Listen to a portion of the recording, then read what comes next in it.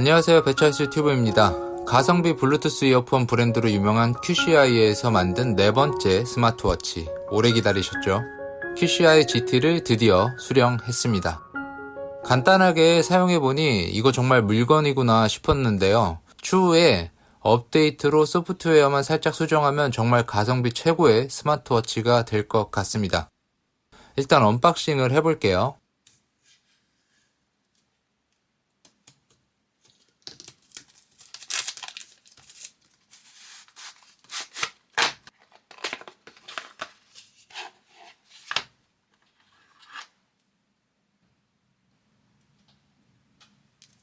구성품은 본체, 충전 케이블, 간단 사용 설명서가 있고요.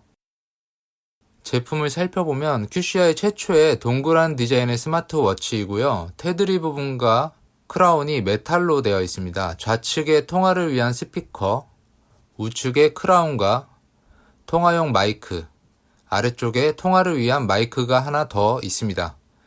스트랩은 QCI GS와 동일한 스트랩이고요. 낭창낭창하니 착용감은 좋습니다. 워치 사용법은 크라운을 누르면 워치가 켜지고요. 언어 설정을 한글로 하면 이런 QR코드가 화면에 표시됩니다. 스마트폰에서 QCI 앱을 설치하고 기기 추가를 선택, 워치 디스플레이에 QR코드를 촬영하면 간단하게 스마트폰과 연동이 되고요.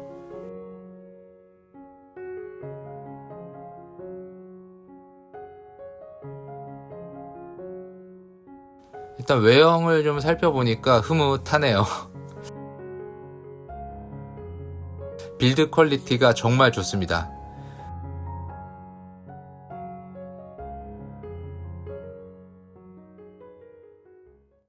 (1.43인치) 아몰레드 디스플레이를 사용했고요. 해상도는 466x466, 상당히 고해상도죠.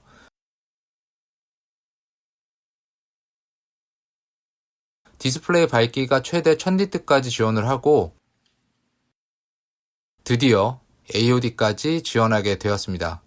이제 디스플레이는 애플워치나 갤럭시워치에 비교해도 손색이 없을 정도로 훌륭합니다. 그리고 이 용두 디자인 어디서 많이 본 것 같죠? 그냥 누르는 동작만 하는 게 아니고 애플워치처럼 디지털 크라운을 적용했습니다. 돌리면 각 항목에서 작동을 하고요. 단순 알루미늄 크라운 적용이라고 상품 페이지에 있길래 이번에도 그냥 버튼이구나 라고 생각을 했는데 이 부분이 정말 마음에 들었습니다. 작은 화면을 터치로 조정해야 되는 이 스마트워치에서 이런 식의 물리 제어 수단이 하나 더 있으면 진짜 편하거든요. 마치 갤럭시 워치 클래식이나 애플워치처럼요. 이게 살짝 아날로그, 애플워치랑 다르게 아날로그처럼 딸깍딸깍 걸리는 느낌이 있는데 이 느낌이 상당히 괜찮습니다. 간단하게 QCI GT 기능을 살펴보면 건강 모니터, 심박수, 혈중 산소 포화도, 수면시간, 여성 건강 주기를 체크할 수 있고요. 하지만 이 제조사에서 측정 결과는 참고용으로만 사용하라고 표기되어 있습니다. 그 외에 다양한 스포츠 모드를 지원하고 걸음수, 칼로리, 소모량, 거리 등의 활동 기록을 체크할 수 있습니다. QCI GS보다 20mAh 줄어든 280mAh 배터리를 사용하고 기본 모드에서 제조사 기준 최대 10일, 데일리 모드 최대 4일 사용 가능하다고 하는데 실제 사용해보니까 이거보다는 살짝 사용 시간이 줄어들 것 같아요.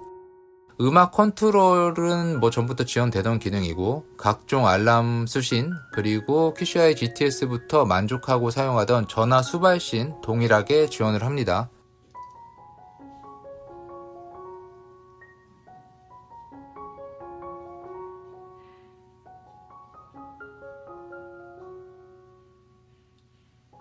간단하게 작동 방법을 살펴볼게요. 위에서 아래로 스와이프하면 제어 센터가 보이고요. 전화 수발신 기능 같은 경우에 이게 더 편하게 변했습니다. 이 전화기 버튼을 누르면 바로 전화를 걸 수 있는 항목이 나오고요. 다 간단하게 꼭 필요한 항목들이 여기 정리가 되어 있습니다. 좌우로 스와이프하면 위젯이 이렇게 있고요. 그리고 아래에서 위로 스와이프하면 이렇게 그간 온 알람을 확인할 수가 있고요. 크라운을 누르면 이 안쪽에서 여러 가지 모드를 사용할 수가 있습니다.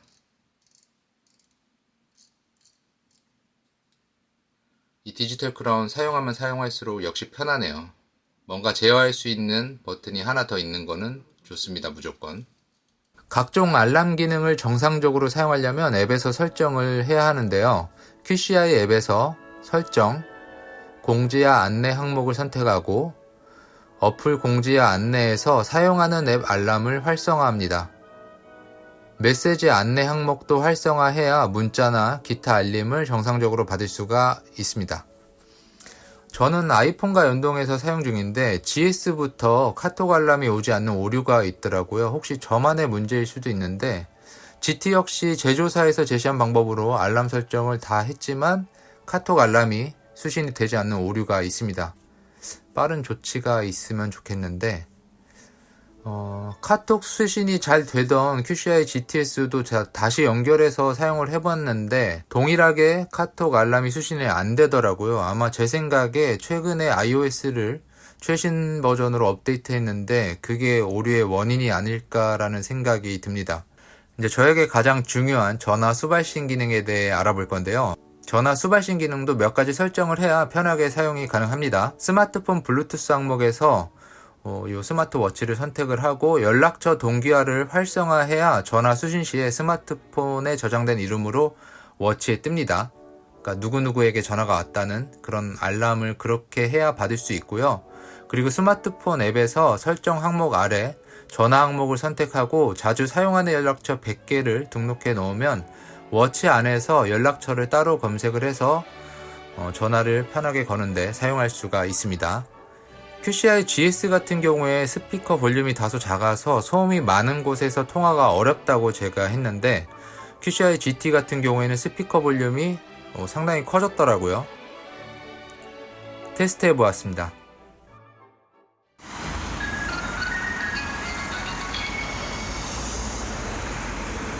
여보세요? 녹화가 안 돼가지고 다시 걸었어. 잘 들리지? 잘 들려? 소음은 어때? 살짝 바람 소리 같은 거 들리는데? 소음 살짝 들려? 말 안 할 때도 살짝씩 들어와. 들었다 안 들었다 하네. 볼륨이 커도 잘 안 들린다, 나는. 아, 그래? 들린다. 이어폰 끼고 있어서 그러는구나. 오케이. 나는 잘 들리는데? 소리 및 진동에서 엔터테인먼트 소리를 켜면 워치의 스피커로 소리가 나오게 되거든요. 워치 스피커 성능을 보여드릴게요. 떴는데요. 판매 페이지를 보니 이미 저처럼 카톡 알람이 오지 않는 것에 대한 문의가 있더라고요. 혹시나 해서 QCI GTS를 다시 연동해서 확인하니 역시나 카톡 알람이 동일하게 수신되지 않는 걸 확인할 수 있었습니다. 이전에 잘 수신됐었는데 의아했었거든요. 자, 어떻게 들으셨나요? 통화감이 저는 더욱 좋아져서 아주 만족스러웠고요. 특히나 소음이 있는 곳에서 통화할 때 저랑 통화하는 상대방이 제 목소리만 좀 뚜렷하게 잘 들리는 걸로 봐서는 이 2차 마이크가 노이즈 캔슬링을 지원하는 게 아닌가라는 생각이 들 정도로 마이크 성능 또한 훌륭해서 좋았습니다. 제가 자주 이제 걷거나 가볍게 뛰거나 자전거를 탈 때 운동 체크 기능을 사용하는데 대망의 이제 심박 센서 정확도를 한번 테스트 해보겠습니다.